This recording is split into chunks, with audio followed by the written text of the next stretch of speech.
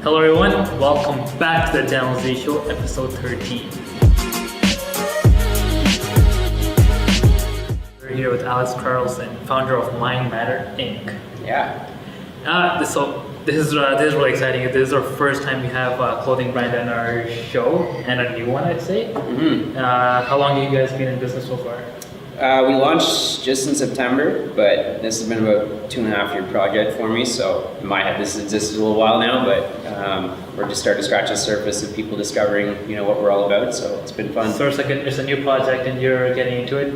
I think these kind of projects are super ambitious, getting a clothing brand. So I always wonder what that person was thinking to get into something so crazy when he was younger, So when did you get into business, in high school, or when did you want to really know that you wanted to have a business of your own?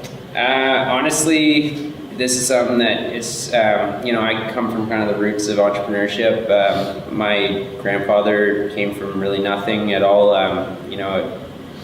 Was in an orphanage in his childhood, and got to a place where he left home at 18 with $30 in his pocket, and went and created a life for himself. He became a chartered accountant, ate every 3 days to get through university. Just really came from the real Canadian story of what you can actually accomplish with hard work and determination. And he was patient enough to ride it out, and he ended up starting about 45 different companies in his life, and did it in a very fair and honorable way, and to this day, has done well for himself, but he's super pumped about saving like 15 cents on gas. So, it's the same roots that got him there. That's an important mindset to have. Absolutely. That's what gets a lot of success. I mean, he remembers those $30 he had in his pocket, right? Yeah. He knows how much those $30 got him somewhere. So he knows how much. It's the same principles that got him, to where he is, that he lives by today, and that to me is something just super admirable. The fact that he really stuck to what he believes in the whole way, and money didn't change him or anything. And so that that's I grew up next to my grandparents, so that kind of mindset of coming from, I guess, little gets you to be very creative as to. Well, the humble, you get humble, right? Exactly. And being humble is I think it's the biggest thing an entrepreneur can have. Mm-hmm. And especially not before, and especially now. It grounds you, right? It allows you to make decisions that give you perspective as to an appreciation for the opportunity that you have. So this is not your first business. You've done stuff before. Yeah. Well, I've done other things along the way. Side jobs here and there in construction and things like that. That I've kind of I was just where there was opportunity. I made myself resourceful. I do other things outside of this. This was, started as a side hustle for me that was born out of inspiration of trying to advocate for my littlest brother, who was diagnosed 3.5 years ago with a non-curable disease. And what is that? It's called Friedreich's ataxia. So there's only about 13 to 15,000 cases in the world, actually. But essentially, it's a degenerative, genetic, life-shortening, debilitating, progressive disease. So what that means in essence is that he has a protein deficiency that his body then can't rejuvenate cells in the same way that we can. And so it attacks his nervous system. He slowly loses his balance and coordination over time until he's fully reliant on a wheelchair. So it's something that you start out completely normal in, and then once the progressions start, And how long has it been? It's been, so he started showing signs at 7. He was diagnosed at 9. So for us, 3.5, 4 years ago, this is where we kind of had that life-changing diagnosis. And it was interesting how it all happened, because in the beginning stages, you're obviously shocked, and there's a grieving process that you go through. But for us, what was really unique and really a huge inspiration to start this was how much our community stepped up to support us. And I come from a small town, basically in I guess technically in Ottawa, but it's just on the outskirts. It's called in Drummond, and our local fire department went and cut a hole in the Ottawa River in the middle of winter in February, and they jumped in for donations. There's just all kinds of crazy things that people were willing to do, right? So it just. How many people suffered in the boat from it?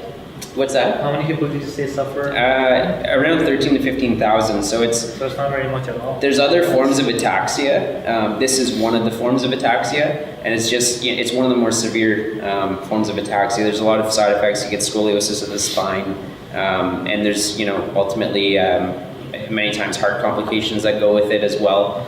So it was just something that it definitely changed our life. But looking back, I don't know exactly when the turning point was, but at some point we really started to see this as glass half full, and really not let this diagnosis define our happiness in life. This was something that as much as it was relatively unfavorable circumstances as to why these things were happening, we just got to a point where there were so many amazing people stepping up and doing things that you really get to see about how capable people are.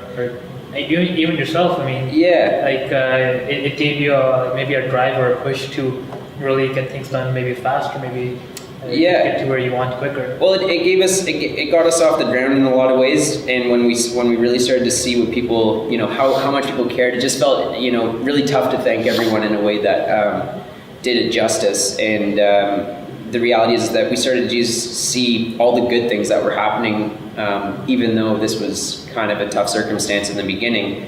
And it allowed us to kind of get in a mindset of taking this day by day, not grieving things that haven't happened yet, and also give us hope that, this is a diagnosis that we could look 10 years ahead all we want, but the reality is that, tomorrow... Years now, you never know what's going to happen, and things might change. Science is crazy. It's crazy. It is absolutely crazy. To say that, a cure is not possible is just not accurate, Especially now. Absolutely, so... The craziest things have happened in the past 5 years. For sure. There's been insane research in MS, there's been insane research in cancers, breast cancer. Yeah. was thought to be incurable, but now look at it. There's over 80% cure rate. No, it's amazing, and on top of that, even in the Friedreich's ataxia world alone, there's insane breakthroughs that they've made in the last couple of years alone. One of them just being, it ends up being the same gene mutation as a lot of other very common diseases that people know of. So, muscular dystrophy is one of those. So it's actually interesting how now they're starting to also, combine research of other diseases and figure out if there is any correlations between them. And absolutely, especially with genetic correlations, you can actually pinpoint things and be like, okay, now that you fixed this, other things have fixed, and that's been historically we've created stuff that wasn't meant for this, but for sure helping something completely different. Absolutely, and so I think the moral of all this was, we were enlightened to the fact that this was a circumstance that a lot of people would see as, tragic and in a lot of ways, I guess, life altering in so many ways, and it was. It's just a matter of, we really took this in stride for what it was, and really went with the momentum of all the positive things that were happening out of it. And to be honest, the Friedreich's ataxia community and the people affected by that and the families, they're just some of the most inspiring people I've ever been, acquainted with, and I think that's almost a gift in itself that we've almost been enlightened. It's good to know the community in a way like that, because typically in a normal day-to-day you don't know your neighbors. Yeah. But when everyone suddenly comes out, you're like, wow, these people are really cool. Well, it's interesting too because because it is a rare disease, this community is spread out around the world. It's not like it's all in one place. People just in. So it's especially lately, social media has been insane for that because we've been able to connect with people around the world at a click of a message. It's just crazy how close and accessible the world is. Exactly. That's very cool. So getting back into your business, which also correlates to everything else that's happening, and I believe that I saw that for every time someone buys, there's a portion donated. For every item sold, we donate $1 out of the profits to the Friedreich's Ataxia Research Alliance. So they're actually, it feels really good for me to be able to benefit this organization just because firsthand we've really experienced what they actually do and, the type of depth that they have in this community. For us, being a rare disease, when you get diagnosed, there is nothing. Well, it can feel hopeless, of course. Well, especially when doctors themselves are saying, there is nothing in Canada, there is no treatments, there is no cure. And so really this was, FARA came into the picture, and they were really the only light we had to guide us through this journey. And they advocate for FA families, they advocate for FA patients, they help to compensate some of the added costs with traveling, because, the only doctor or specialist available for my brother is in Philadelphia. So it's actually, there's some complications as to, this is now a private issue,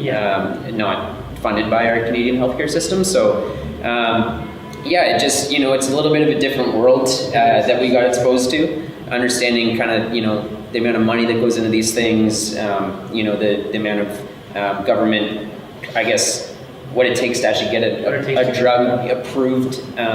It's challenging, but absolutely insane. Especially in Canada. In Europe, it's a lot more leaner. Yeah, I mean, we're almost like Canada and US are very, very different in so many ways with their healthcare system.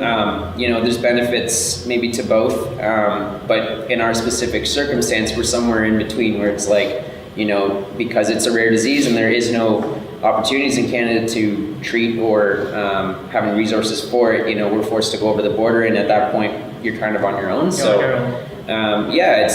been interesting, but the nice thing about FARA is that they are an organization that a lot of people within the organization have a direct tie to the disease, whether they have it themselves or a family member's had it. And because of that, any money that they raise, they've also independently evaluate all the studies going on around the world, and then they double down and try and give a boost in funding to the ones they feel are most promising. So it's almost a way of accelerating the funds of where the money's actually going. And if you look at how much they've actually raised and how much money they've had to work with, it's incredible what they've been able to achieve in a relatively short amount of time when you look at in comparison to other things. So I'm really happy that that was a huge part of why I even thought clothing. Started this. So was that was like the main inspiration of why clothing? So clothing's interesting because it's a couple things. One, generally people, for one, it's a platform, that you can have a voice on, I believe. I think it's a great opportunity to stand for something unique or relatable, and have that message spread through a logo or through people wearing it and advocating, and believing in the product. So for me, I was very pure on my intention. I spent 2 years looking to try and figure out, okay, there's a story behind our logo, which I can get into, but on top of that, what are we going to put it on in a way that isn't a one-off sale? I didn't want anyone to get super inspired off our story, or us put all these good things out there and someone get all excited and then they get our product and then all of a sudden it shrinks on their first wash, or it's not comfortable, or they're not going to wear it. Like, my objective was to make clothes that people are going to can't take off, and I think that's been really interesting because that was a huge. I guess in a funny way of putting it, I didn't want the pity buy. I wanted to be taken seriously as a clothing company. Absolutely. So I wanted to be a clothing company that advocates for a cause, not a cause that happens to be a clothing company. Exactly, and I think a lot of people go that route. They love the ladder, and then they wonder why things aren't working. Well, to me, it's long game versus short game. I mean, you can pretty well sell anything once. It's a matter of if you get it sold again, whether or not you're good or not, right? I mean, anybody can,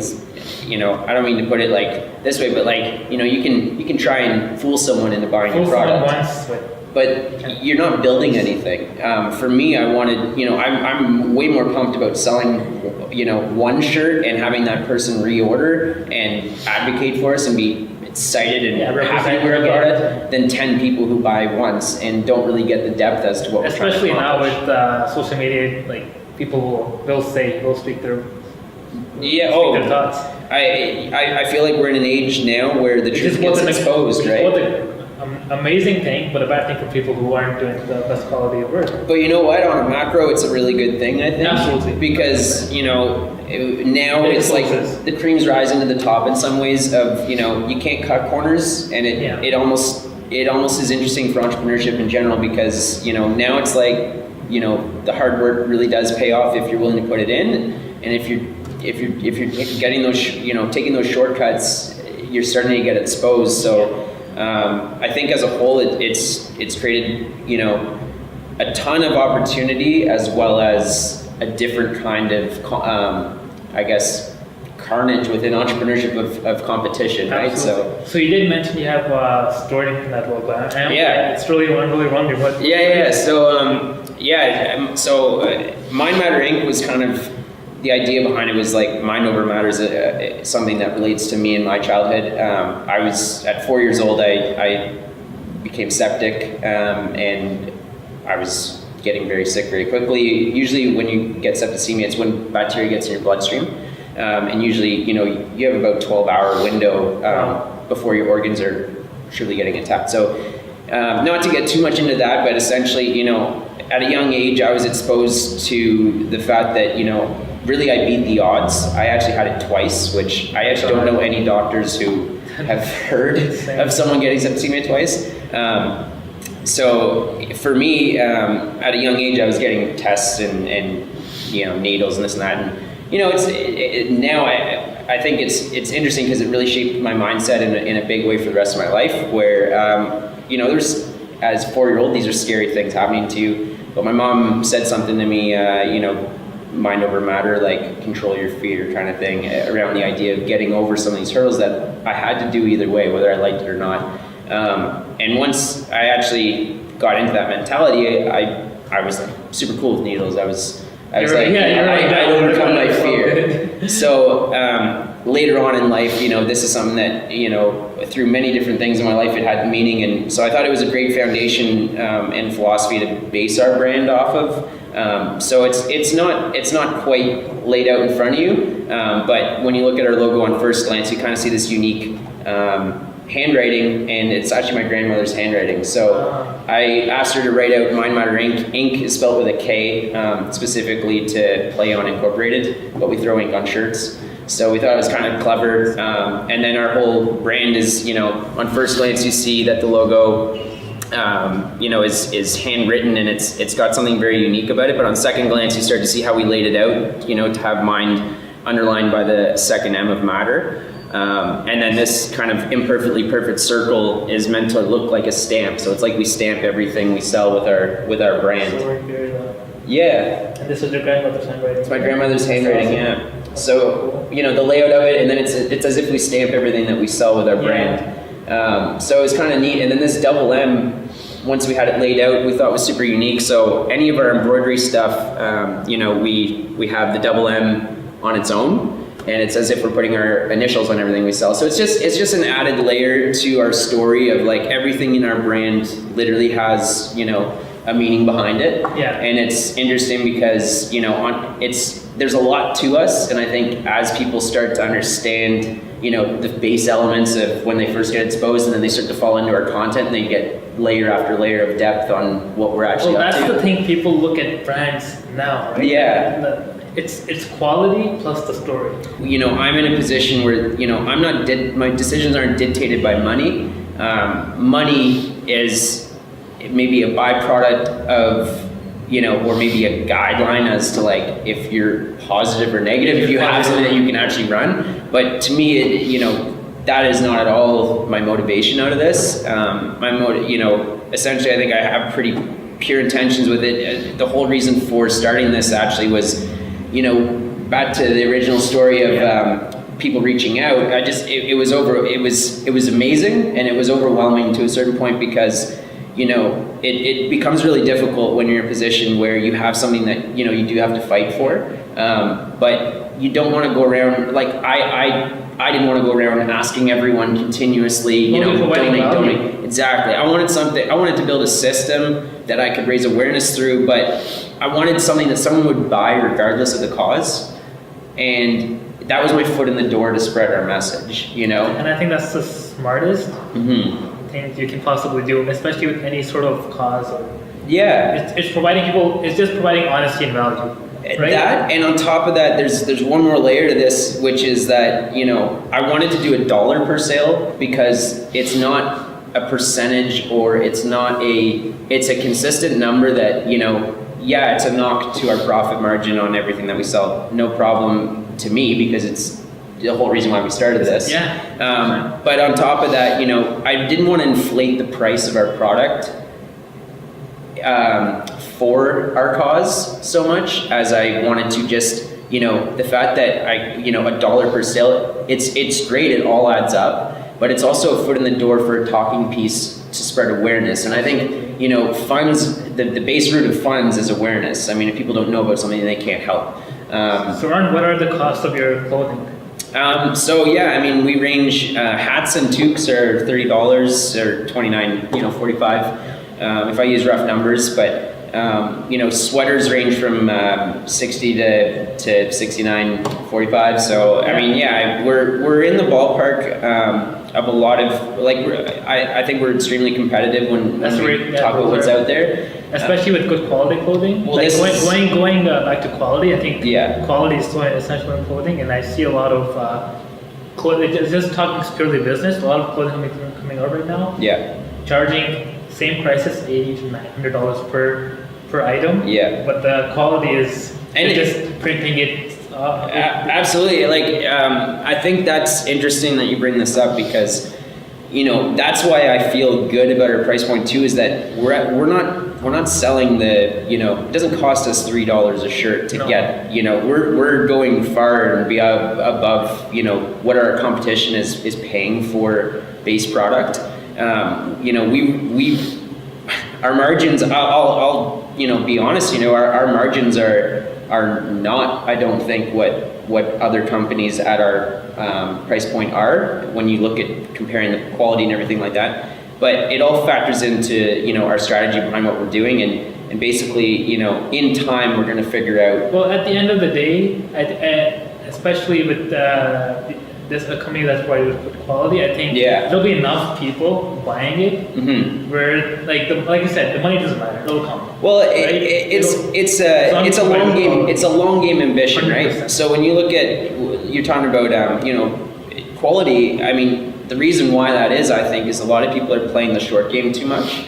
What I'm looking at is, you know, if I get volume, I can tweak my business model into making us more profitable, so that we have more opportunity to actually grow and build infrastructure behind us. But, you know, for me right now, I think a lot of entrepreneurs, startups make the mistake of trying to think that right off the gate they're going to be profitable, or right off the gate they're ready to cash in, which is the best way to, like, failure. Absolutely, 100%. I mean, if you're taking all in the short term, then where do you think you're going? I mean, if you either play the game in a short term or a long term, and I think the reason why, you know, the decisions and the foundation that I've laid into this business has been, I'm very proud of, is because none of these decisions were to cash in the short term. They were all to build us into a place that I'm proud of, which I think, you know, if you look at a macro of, you know, you're building a business for life. You're not building a business for tomorrow. Absolutely. You know, so patience is the key. Exactly. Patience. Because in 3 months, nothing can happen. In a year, most of the time, things don't happen. Right. Like you might have to change. You're gonna have to shift. And I think a lot of people can't make those decisions. And like getting into a little bit of startups, because I do want to dive a little bit into the topic. A lot of people right now, they're and I talk about this every time, where they think the startup is like that quick cash. They think the idea, like once you get the idea, you just start, and then all of a sudden you have a business. Yeah, you have a business. It's totally opposite. Or you have an investor. Yeah. Now more and more investors than ever are being vulnerable to everything. For sure. Much more than they did before. Yeah. Now they're realizing, okay, this doesn't work as. And you know, I think as well, like it's a similar concept even when you look at social media. Social media, you know, a lot of people are their eyes get really big when they see a big number of followers, but the followers mean nothing unless their engagement is high.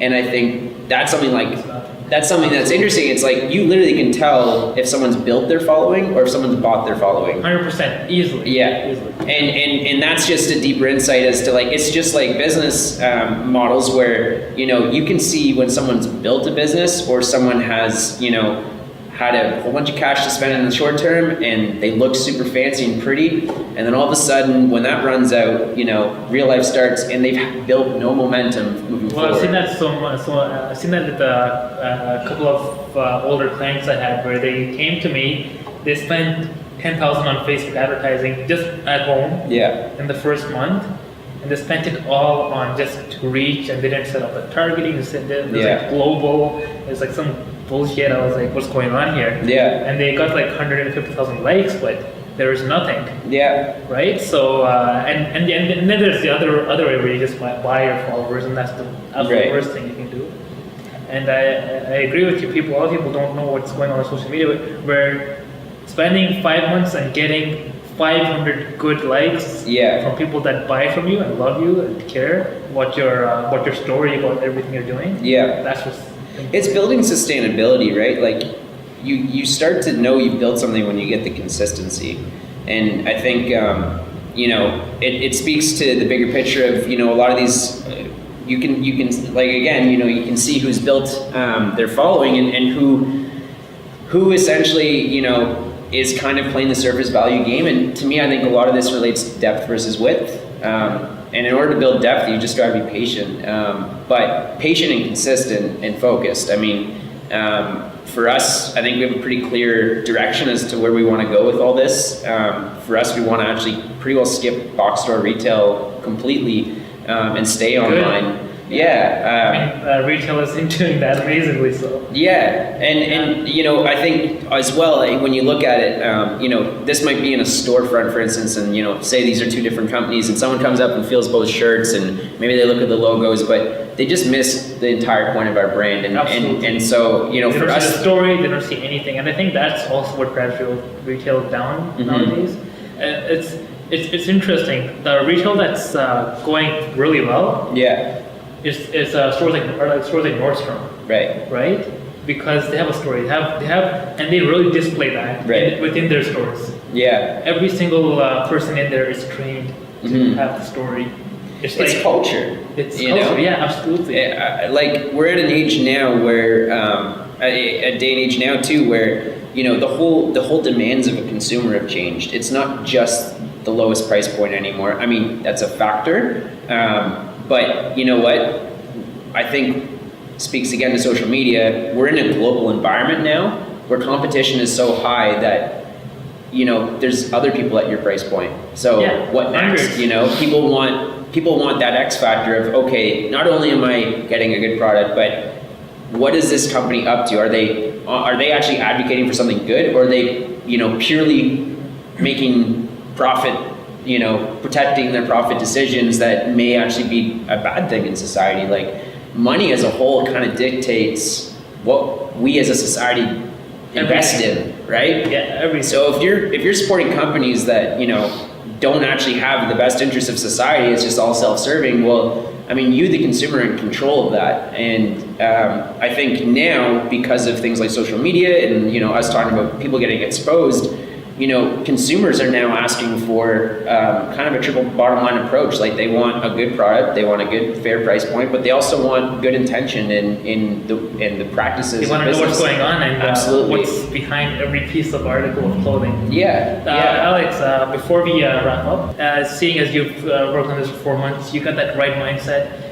What would you tell those clothing brands? You know, those students, like, they get together, they go to a printing shop. What do you tell them, to be really? Well, a couple of things. I mean, you know, one, I think in clothing, if you're going to buy a piece of clothing, especially, you know, it depends on what level of the market you're in. There's always the super expensive brands, and that's kind of a different reason to buy, you know, a massively $500 bag.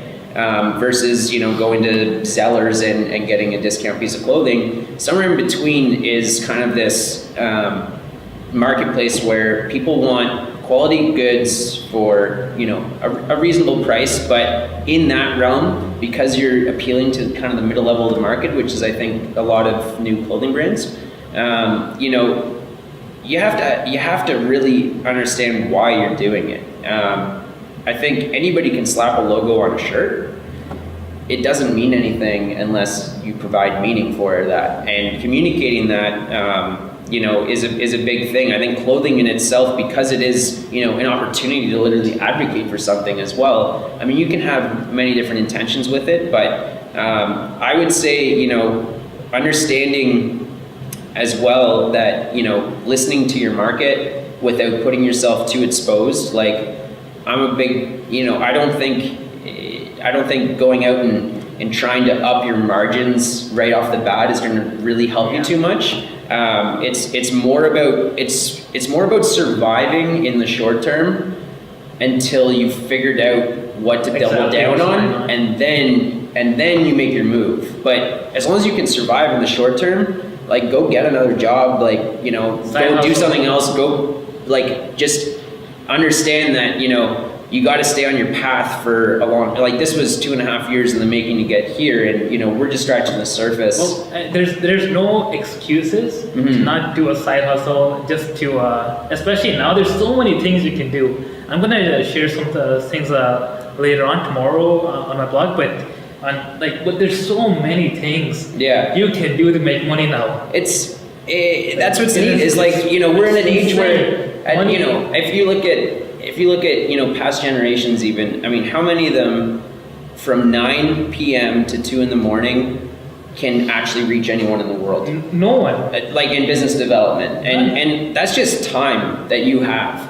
And, you know, a lot of people may say, you know, I have many other things going on. I mean, you know, I have a pet trimming company as well. You know, I'm a firefighter in my community. Wow.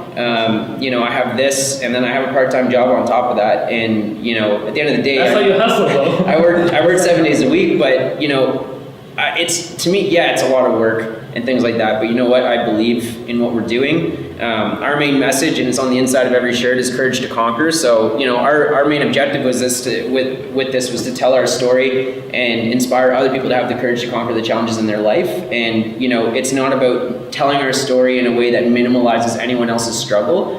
It's actually the complete opposite. You know, we want to expose stories of people who may have their own struggles in whatever that is. Maybe it's not Friedreich's ataxia, maybe it's, you know, anything else, mental health, maybe it's financial, maybe it's a mourning of the loss of a loved one, who knows? Like, to say that, you know, your pain is more than other people is just, pain is subjective. So it's more about understanding that, you know, if we can build this community around this idea of courage to conquer, everyone interprets that in their own way, and yet none of them are less true than another. And it's, as a macro, this community, it's so interesting to see what's happening, because people are relating to this at such a deep level and such a, you know, such an original meaning to them, so that when this sits in their closet and they see it, you know, they're picking it because it has literally an inspirational feeling behind it. Yeah. You know, we share stories of people that you know, may have struggles of their own, or maybe they have Friedreich's ataxia, and we see these people deciding every day that, you know,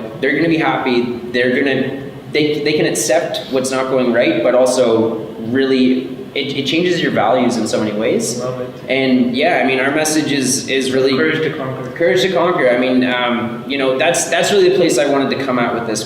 This wasn't about, you know, oh, we have this story, therefore, you know. This is actually the opposite. It's like, we have this story, this happened to us. We went through the grieving portion, and now we're at a position of empowerment. Of like, you're just like, you know, on a boost. Yeah, and I want to, you know, that's, I think, why this is catching the way it is that people are starting to relate to this in their own way and finding inspiration through our story. And I think that's just the coolest thing, to see this, you know, just at the base level. I mean, we're 4 months in since we've launched. In my head, this has existed for, you know, 960 days now. Yeah. You know, I've been at this grind for a little while, and we're at this point where, you know, people are finally starting to get the depth behind what we're doing. And because of that, you know, when they wear our stuff, they're telling their friends, they're telling other people. They're telling other people, and they're in a positive, proactive mindset to their own struggles in their own life. That's wonderful. Yeah. Thank you, Alex, for joining us. Mind Matters Inc. guys.